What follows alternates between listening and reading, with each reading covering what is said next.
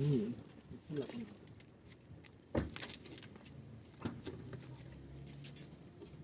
Võtan selle kokku vist. Ma vaatan, mis on järgmine kohtumine. T3. Pikatimeistri stuudios spinnimine, 16.30 korterit, 2 korteri näitamine. Kella 6 pikatimeistris kohtumine. Panen kella 3.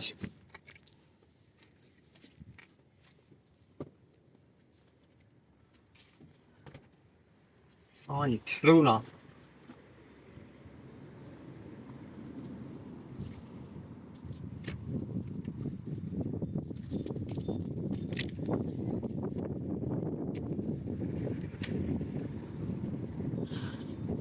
Hingab 3 korda sügavalt sisse välja.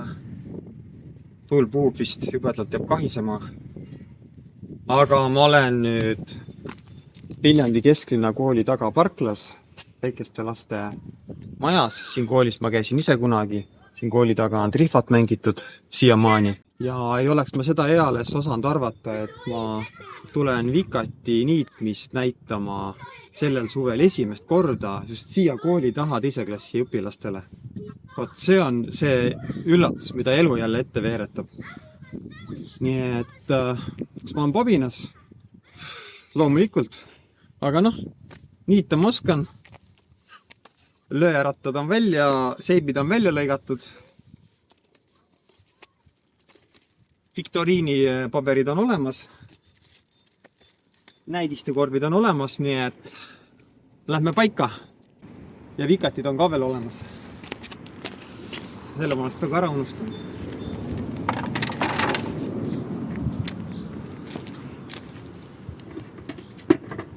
Võtan selle ka kaasa. Luisu topsi. Võtan ainult selle luisu kaasa. Nii, davai.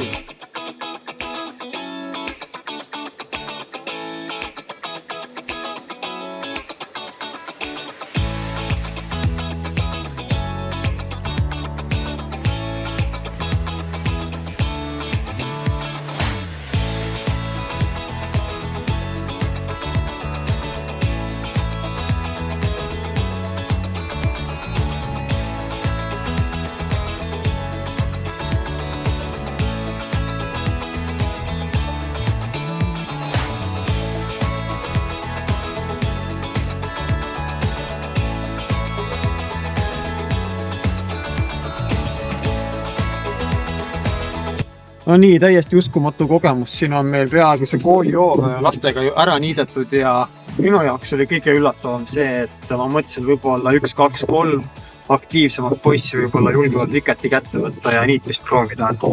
Oli laste vikat olemas, käepide madalaks reguleeritud ja ma ei tea, vist kõik niitsid siin. Kõik terve klass 24 või 5 või 30 last palju siin kokku oli ja kõik niitsid ja ma tahan küll nende vanemate nägusid teha, kui lapsed lähevad koju ja ütlevad, et nad niitsid vikatiga ja kui nad küsivad vanemate käest, et mis asi on lüsi.